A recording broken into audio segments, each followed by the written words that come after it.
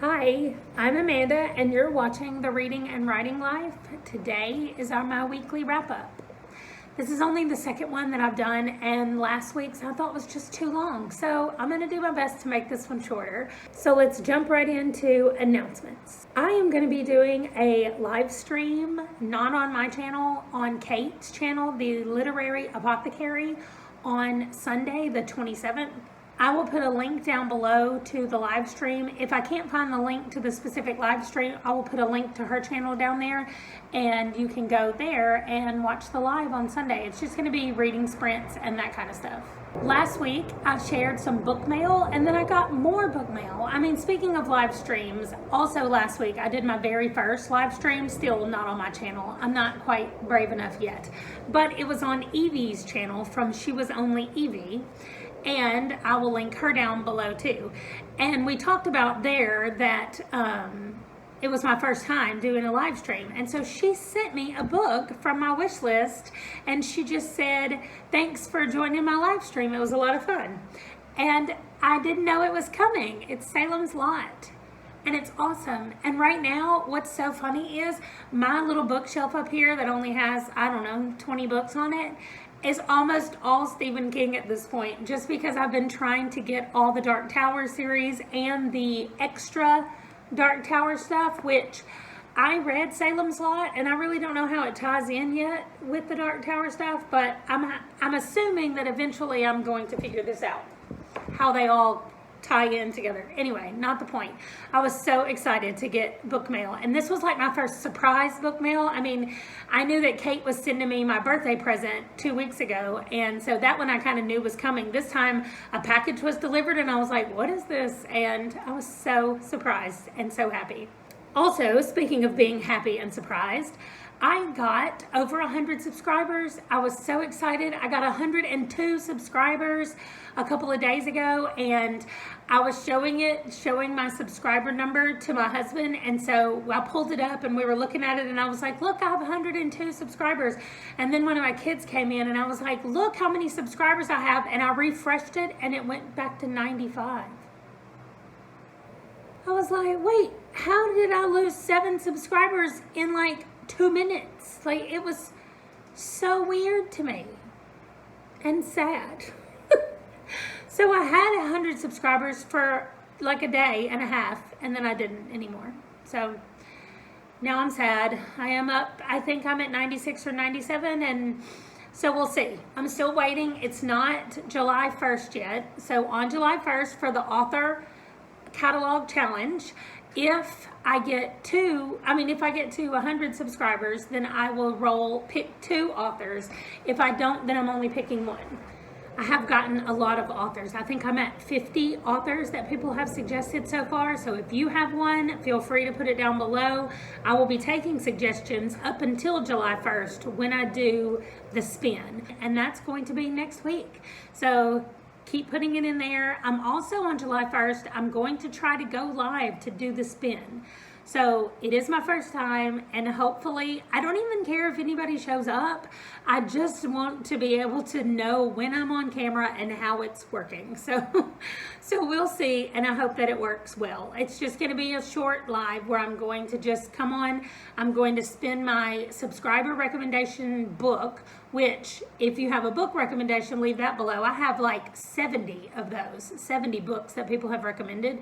And those are just individual books, and I'm gonna spin that once a month, and I will just keep adding to that. So anytime you have a book recommendation, you put it down below and I will add it to that list. There are so many that I haven't heard about, and the rules are, there are no rules. Any genre, including graphic novels and poetry and short stories, like anything. There is no rules as far as that goes for the book recommendations. Okay, now let's talk about the new subscribers that I've gotten this week. And also, the names don't reflect the actual number of subscribers, because I've noticed that I noticed that it says on YouTube, if you don't have that information public, who you subscribe to, then it doesn't show me that you subscribed to me.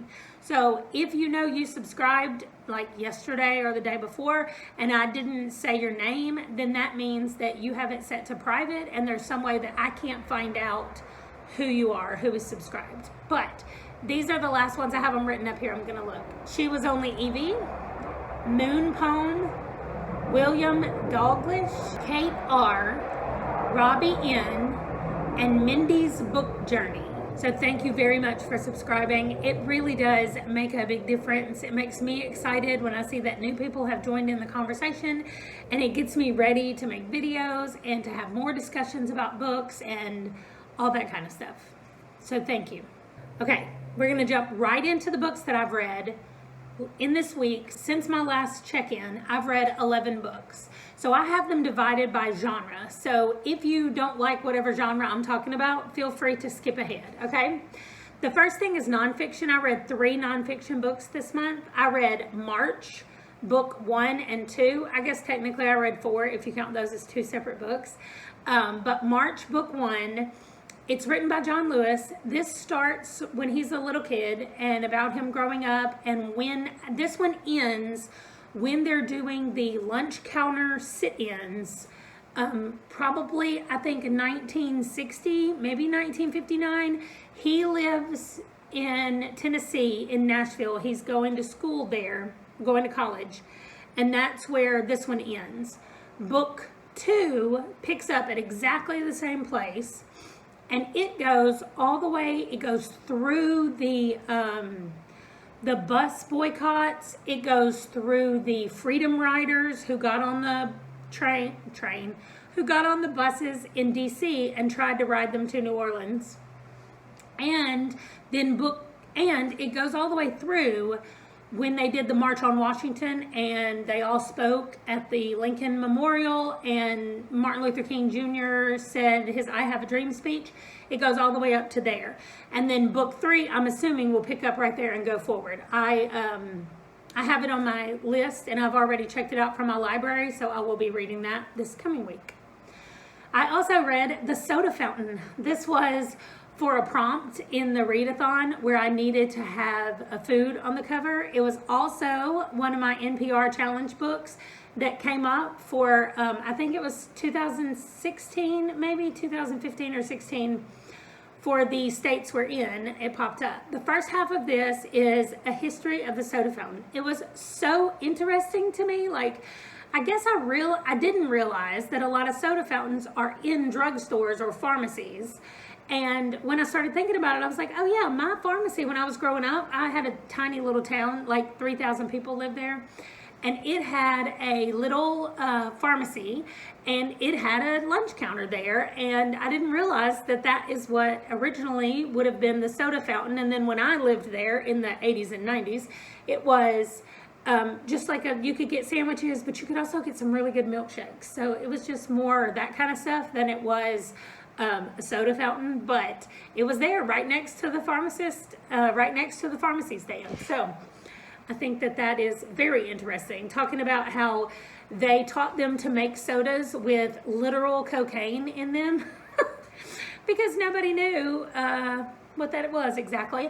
But they would say things like, your customers will come back 2 or 3 times a day to get another glass of this great stuff. So I can't even imagine how many people in the like 20s. Maybe that's why it was called the Roaring 20s, because everybody was on cocaine. But anyway, that was just a very interesting book. Then the last nonfiction book that I read was called Imbeciles. And this book was hard. I cried reading this book a couple of times. Just the complete injustices that were done to people, to massive amounts of people. This book was longer than I expected, and when I saw it, first of all, I read it because it was my NPR challenge book, one of them, for the states we're in, and I think it was 2016. All 3 of these actually, March and The Soda Fountain and Imbeciles, were all NPR challenge books. And I can't remember what years they were. I've got the graphic. I will put it up here. But this book was really hard. It was about forced sterilization and the eugenics movement. And like I said, it was longer than I thought it would be. And I kind of thought, I don't do good with long nonfiction books. Like, they're just filled with too many facts and I start getting bored. not one time did I get bored reading this book. I just thought it felt like I needed to read it so that I could say, we see you. Like, most of these people are not even alive anymore, but still, for somebody to know what was done to them, I just think that that needs to happen more often. I can't believe that I'm about to cry right now. Anyway, this is probably going to be the vlog where I cry a lot because I got another book that's probably going to make me cry. Anyway, my nonfiction books were amazing this week, and they always are. I never get NPR books. Well, I've only rarely gotten NPR challenge books where I didn't think that they were just fabulous. Okay, the next one is fiction. I only read one, like, general fiction book, and it's called The Bookshop of Yesterday. This was really cute. It was kind of a mystery, but it all revolved around a bookstore. And if you are a fan of classics, there are a lot of references to a lot of books in here. And this girl, basic storyline, this girl had a favorite uncle who always gave her scavenger hunts to go and do, and she would always get gifts or whatever from him with the scavenger hunts. And now she's an adult. She hasn't seen him in like 20 years or something. I'm not going to tell you why. But when he passes away, she starts getting clues that lead her on a scavenger hunt. So that's all I'm going to say. I thought that it was really good. I did this as a buddy read with Amanda from the Curly Reader, and we both liked it. So it was just good. And it was good to buddy read it with somebody because I could say, oh, here's what I think is going to happen. And I think this clue is going to here. And I think this is doing this. And that's one reason that I really like to do buddy reads with mysteries, for that reason. Okay, I read 3 fantasy books. The first is called Voice of War by Zach Argyle. The coolest thing about this, by the way, for this book is that he is on one of the Discord servers that I'm on. And so they actually have a section at the bottom where you can chat with him. And it's great because I can say things like, I cannot believe that you had this character say this to his pregnant wife. Like things like that. It's just funny. And his wife is on there too. And she was like, yeah, he tried to do this. And I was like, no pregnant woman is doing that. Or no new mom is going to do that or whatever. It was just it's really nice to have that little inside connection. However, the book has an amazing magic system. I really like it. It was easy to understand. At first I thought that it was going to be difficult, but he layers on top. So at the beginning you learn a little bit about the magic system, and then later in the book you learn a couple more things about the magic system. The things that you know just keep layering on top of each other until you get a well-rounded picture of how it's all working. It's really cool, the concepts of like where the different people live, and I don't know, it's just a really good story. We start out with a general in an army. He has a pregnant wife, and we learn pretty quickly that when babies are first born, they go to the church and the priests do this thing to them that reveals whether they have powers or not. At the beginning, we find out there's 2 different kinds of powers. And so you have to go and see if your baby has one or the other. You're only allowed to have 2 babies. If you have more than that and they don't have powers, then something happens to them. In the very first chapter, you're just like, oh my gosh, what is happening? Like you are thrown right into the middle of some harrowing situations. This book already has book 2 out. I have the Kindle version of book 2, but I am waiting because the audio version is amazing. The guy's name is Adam Gold, I think, and he does such a great job of narrating this first book that I'm holding out until he's done with the second one, which I think it should be out in August. I can't remember what Zach said about it, but I think it'll be out in August, and then I'm going to read the second book. And I think the third book is either in the works. I know there is a third book. It's not out yet, though. Okay, let me move a little quicker. Magical Midlife Madness was the second one that I read. I didn't realize this also was an indie author. I found her on Kindle Unlimited. Somebody suggested this, I think, or it popped up as it may have popped up as like a random book one time when I was scrolling through Kindle Unlimited. I'm so glad that I found it. And the main character is in her 40s. just like me. And she talks about how she can't run like she used to, and everything hurts when she wakes up, and what she's starting over. Her husband's left her, her son's gone to college, she's all by herself, she tries to move in with her parents. That was a pretty funny scene there. And then her friend from high school or from childhood calls her and says, hey, remember that house that we went to on my family vacation? My aunt is looking for a caretaker for the house. So would you like to go stay there and just take care of the house? And she was like, sure, I've got nothing else to do. And so she gets there, magic happens, and such a good book. The extra characters all around her are just the best, and I really liked it. My third book of fantasy was The House in the Cerulean Sea. I buddy read this with Amanda from the Curly Reader also, and she has given this 2 stars. I have not heard anybody yet that read this book that did not just love it, except for her. And she has her reasons. You can go watch her channel. I'm sure she's gonna do a review for her wrap up too, and she'll talk about what she thought about it. As a foster parent, all I could do was draw parallels between the children in this book, in the Cerulean Sea, and the foster kids that I've had at my house. The interaction that the children had with each other and the interaction that the children had with the adults was the best part of the whole book. The interaction that the adults had with each other was almost like a meh. Like I was like, okay, I don't care. We hear the story from the point of view of Linus, who is in essence a social worker, and he works for the people that are in charge of magical children that are in care.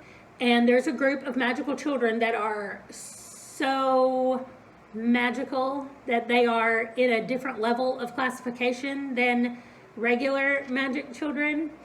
And so they have to be placed in a special home. And Linus is sent there to check on them. And he falls in love. I mean, who wouldn't? They are adorable.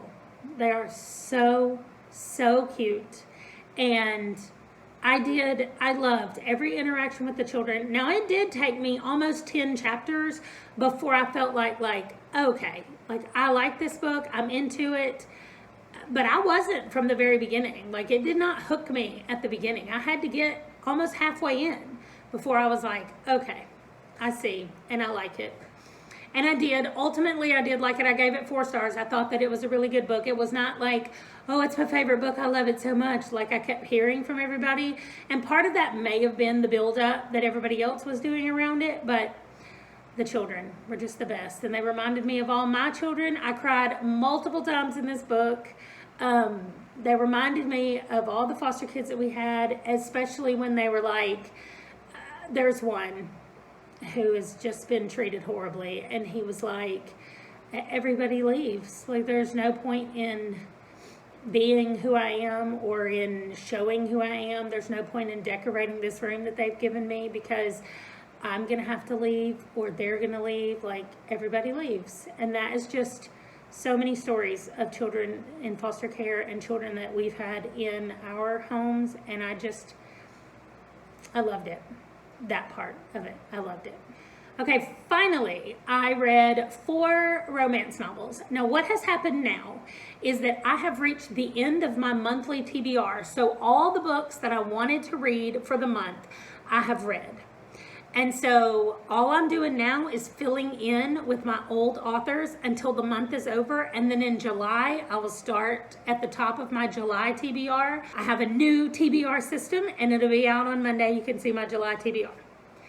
If you go to my Discord down in the comments, I have my July TBR posted in the Discord channel. Okay, so that just means that this week and then next week's wrap up is going to be a lot of romance, because that is predominantly what my old authors are. I'm adding in some more, when I finished that Magical Midlife Madness book, I moved her right over to my old authors. I did the same thing for Voice of War. As soon as I finished it, I moved him over to my old authors.